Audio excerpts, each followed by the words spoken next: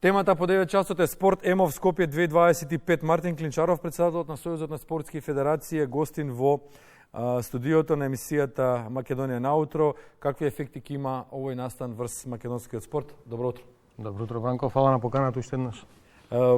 Еден од најповиканите кога се работи за спортот во Македонија, спортските федерации го креираат, го кројат она што понатаму го имаме како спортски резултат. Вие сте технички организатор на, односно сте дел од техничката екипа која што помагател. Да, помагател. Што значи технички? Кои моменти беа во домен на Сојузот на спортски федерации? Па техничкиот дел овде беше затоа што одреден дел Олимпискиот комитет како организатор и носител на овој проект требаше помош од страна на државата, од страна на владата и на Министерството за спорт. Сојузот на спортски федерации овде се јави како една продолжена рака и да ги обезбеди сите оние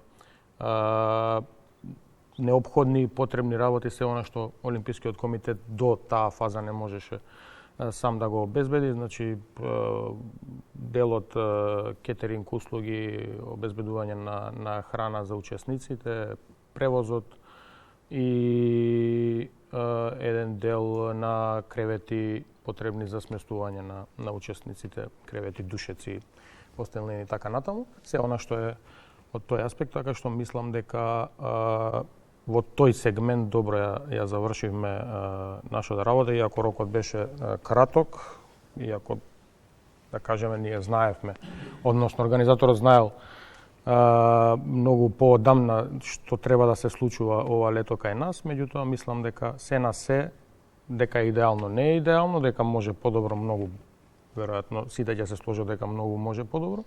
Од ова мислам дека сега за сега од ова што го гледам како течат игрите, дека нема поголеми проблеми. Да, тоа беше и следното прашање, се наметнува само по себе. Нели каков е одзивот од терен на она што се случува кај нас, каков е фидбекот на учесниците, комуницирате ли, имате ли информација? Мислам дека по она што го имам како информација, мислам дека сите се задоволни. Нормално, пак ќе повторам, би било илузорно глупаво да кажам дека е се розово и дека нема проблеми. Нормално 4200 учесници се и преку 1000 и официјални лица, тренери, суди и така натаму, луѓе од стручните штабови на репрезентациите, така што тоа е бројка од негде 5000 и кусур луѓе кои се секојдневно треба на различни борилишта да стигнат, да се вратат до своето сместување и така натаму, така што ќе има проблеми. Каснење, превоз, сообраќајот во Скопје, знаеме каков е од дестинација од точка А до Б. Така што има проблеми, но генерално од она што го имам како информација дека сите се задоволни од организацијата, задоволни од борилиштата таму каде што настапуваат, организирано е врвно, така што ќе кажам дека нашиот дел, она што беше побарано од страна на како помош од страна на Олимпискиот комитет, од владата на Република Македонија, Министерството за спорт, преку Сојузот на спортски федерации, мислам дека го испорачавме и максимално се потрудивме тоа да биде во најдобар ред. Ќе видиме делови од атмосферата и неколку изјави од учесниците кои што се присутни на ЕМОВ Скопје 2025. Колешката Тијана Петреска беше на терен, да видиме што ќе ни пренесе како атмосфера од таму, па ќе се вратиме во студиото, ќе продолжиме со разговорот.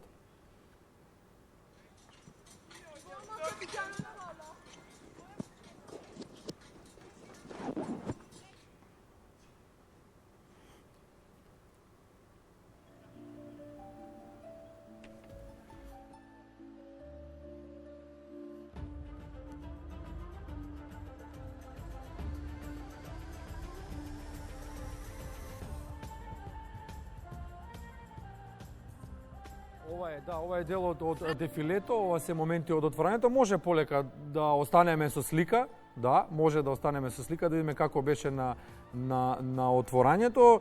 4000 учесници со делегации, поделени во делегации од 49 земји, со нив уште многу тренери, придружници, семејствата на дел од учесниците, пријатели, оние кои што дојдоа со нив да го посетат Скопје. Огромен број на странски посетители кои што Македонија треба и Скопје треба да ги конвертираат, да ги пренасочат како своји амбасадори, да им го дадеме она најдоброто што знаеме, што можеме и што умееме, да ги угостиме луѓето, да го видат нашето гостопримство, да видат каде дошле и понатаму да бидат едноставно во наводници кажано најефтините и најбројните амбасадори. Со самото тоа што се присутни тука треба да однесат со себе впечатоци. Тоа е она што се однесува до имиџот и сликата на државата и секако треба да бидат влијание за спортистите, сите овие резултати кои што ќе бидат постигнати тука, да бидат влијание врз нашите млади спортисти, да бидат поттик, да видат како нивните колеги, нивните па и некои од нив идоли се разбира од спортски поразвиените земји го прават тоа. Еве Тијана да видиме каква беше, да видиме дел од атмосферата. Скопје, град на солидарноста. Оваа година е домаќин на Младинскиот европски олимписки фестивал, кој што се одржува од 20 до 26 јули 2025 година. На него се надпреваруваат 25 европски држави. Да ја видиме енергијата. Многу добре, многу ми харесва Скопје. Многу ми се допаѓа Скопје, е многу убаво. Вчера се прошетавме во центарот. И всичко е супер. Со каков спорт ќе се надпреваруваат, односно вашиот тим? Джудо. Дали имавте за сега некои вежби или дали би можеле да споделите како ги поминавте изминативе 2 дена и како ќе бидат следните? Планираме Денес започнаа првите категории и наредните денови ќе бидеме тука во салата. Следващите дни ќе бидеме тука во залата. Какви се вашите очекувања за првите категории? Моите очекувања лични Моите лични очекувања се високи. Момчето е подготвено во категорија 55 килограми и се надевам дека ќе земеме медала. Сме дал днес. Дали денес е вашиот прв ден на вас и на вашиот тим? Втор. И како ви се допаѓа енергијата? Енергијата е одлична. И во која категорија ќе се надпреварувате? We compete in the girls handball. Се надпреваруваме во категоријата во женска одбојка за холандскиот национален тим. Имавме на вистина долга подготовка. Се е во ред. Колку девојки од вашиот тим ќе се надпреваруваат? 16. Како се чувствуваат тие? Кои се нивните очекувања? Тие се многу возбудени бидејќи се подготвуваат уште во април во овој тим за овој настан, а ова е подготовка за европско првенство за 2 недели. Честито. Дали имавте шанса да го видите нашиот главен град и како ја доживеавте македонската гостопримливост? Гостопримливи сте многу, а времето исто така. Нема за што да се жалиме. Вкусна храна и добри луѓе. Со кој тим имате дојдено? Во којата категорија вие ќе се надпреварувате? Tu smo sa rukometom. Тука сме за ракомет. Дојдовме да ја поддржиме нашата ќерка и другите девојки. Ostale cure. Како се чувствува вашата ќерка? Super. Се е одлично, се е средено и целокупната организација. Sve. Organizacija top. Колку долго таа се припремала за овој надпревар? Počeli su da se pripremaju. Почнаа да се подготвуваат уште од јануари. Otprilike od januara. Јас сум тренер на джудо делегацијата од австрискиот тим. Што може да споделите за програмата и за подготовката на вашиот тим за овој настан? Доаѓаме 9 луѓе, пред еден месец бевме тука за европскиот шампионат во Скопје, за шампионатот на Кале и после се вративме во Австрија. Пауза од една недела и продолживме со подготовки за ЕМОВ. Продолживме со и за една недела сите заедно работевме со тактика и техника за да го спремиме тимот за младинските олимписки игри во Скопје. Како се чувствуваат надпреварувачите? Каква е енергијата? Во мојот тим сите се среќни што се тука и што можат да се надпреваруваат на овој настан. Надпреварот започна изминатите 2 дена, вежбавме, а вчера беше наш прв ден во надпревар за 44 килограми. Следните надпреварувачи се после нас, па ќе ги видиме резултатите. Како ви се допаѓа македонската гостопримливост? Гостопримливи сте и ми се допаѓаат балканските држави, бидејќи во нив живеат фини луѓе. Овој настан потврди дека спортот може да обедини многу култури, а со тоа да создаде и нова генерација на шампиони.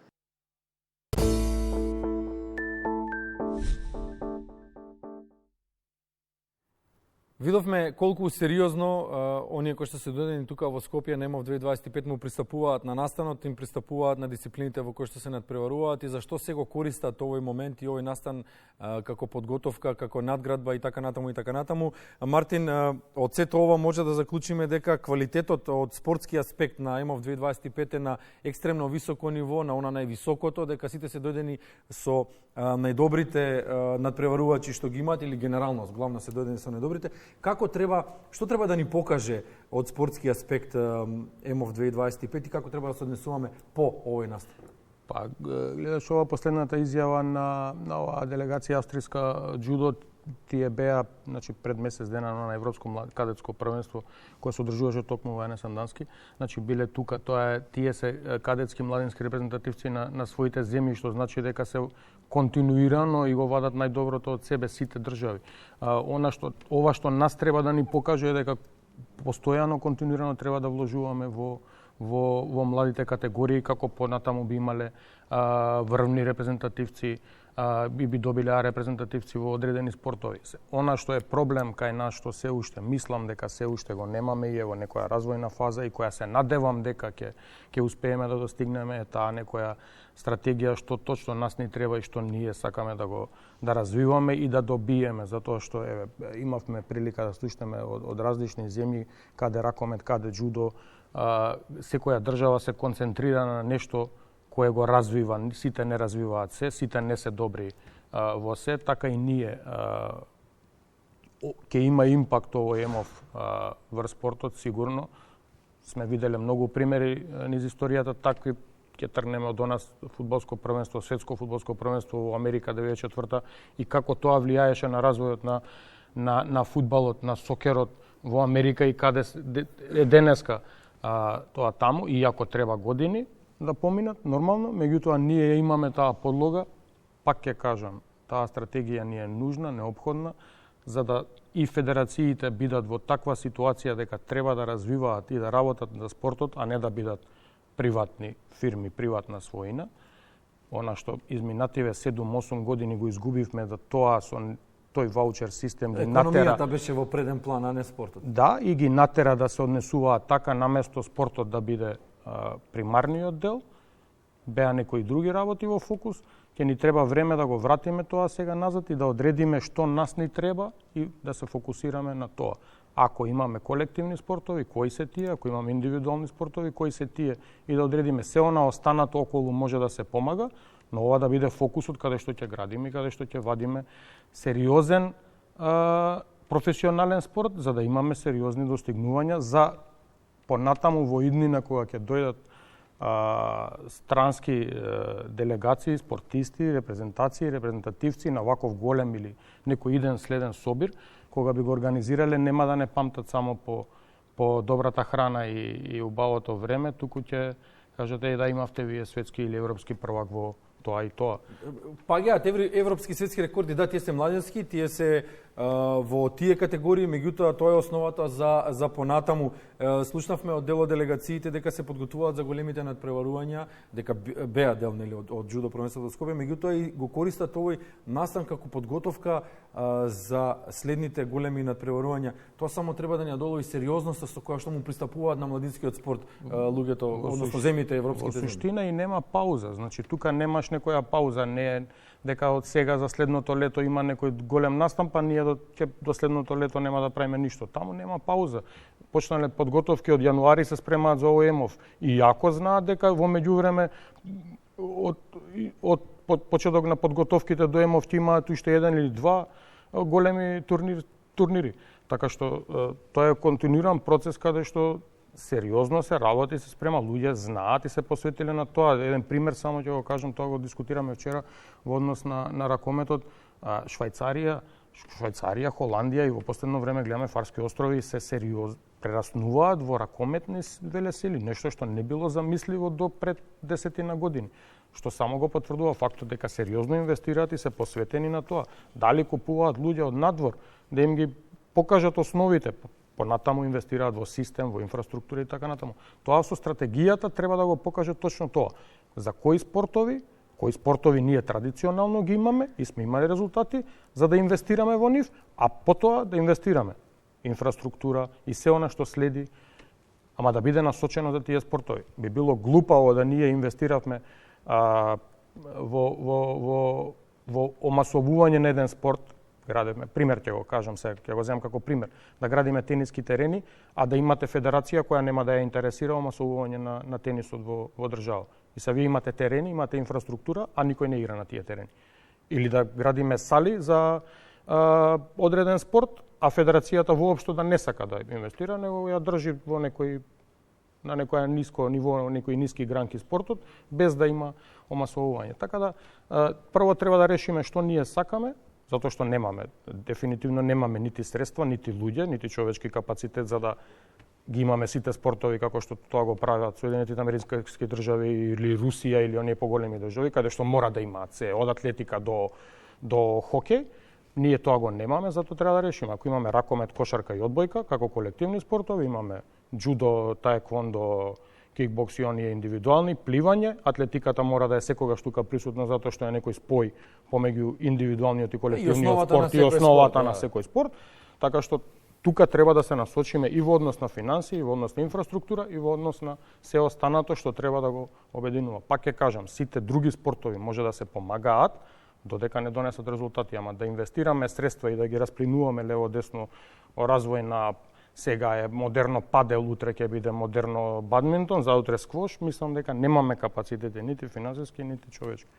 Еден од спортовите кој што стигна на Олимписки игри од улица, тоа е 3x3 баскетот, тоа е позната дисциплина кај нас. Да видиме каква е атмосферата таму. Колешката Анита Никушева Јованчев се наоѓа на терените за 3x3 заедно со оние кои што го организираат овој сегмент, па да видиме, Ани, што ќе ни пренесеш, има ли возбудливи моменти, има ли публика, што се случува на 3x3 теренчињата кај Истгейт или, како што милува да каже колешката Елизавета Кузмановска, источна порта? Добро утро, Бранко. Поздрав до тебе, поздрав и до твојот гостин. Навистина е задоволство да се известува од ваков хубав настан. Скопје денуваме живее заедно со Европскиот младенски олимписки фестивал. А верувам дека во моментов многу повеќе од мене сакаш ти да си на оваа локација, затоа што не очекува возбудлив надпревар. Претходно гледав исто така еден интересен надпревар. Деталите утрово ги дознаваме од човек кој што директно е вклучен во кошарката. Велам добро утро за Бојан Борисовски. Како сте утрово? Добро утро. Утрово сме малку понаспани од што бевме вчера, што оглед на тоа што спиевме само 3 сати последните 3 дена, така да денеска е супер. Поздрав до Бранко што верувам сака да дојде тука вечер и денови да не посети, не гледа. Секогаш кога има девојки, јас верувам дека Бранко сака да биде тука. Пред малку заврши еден интересен и возбудлив надпревар. Кој од девојките имаше повеќе среќа? Нашите девојки вчера одиграа 2 надпревари и за наша голема среќа ја победија Литванија, изгубија од Германија и мислам дека имаат големи шанси да се пласираат во нокаут фазата. Денеска ги имаме на распоред нашата машка репрезентација која игра исто против Литванија и против Германија во 6:15 и во 10:15. Така да дојдете сите да ги бодриме нашите дечки. Играат мажи и жени. Кои се поуспешни на терен? Поуспешни се тие што даваат што имаат повише желба првени, што имаат повише сила и што сакаат да победуваат. Меѓутоа ова е спорт што лесно може да било кој да победи, така да голем фокус исто така треба за да се достигне добар резултат.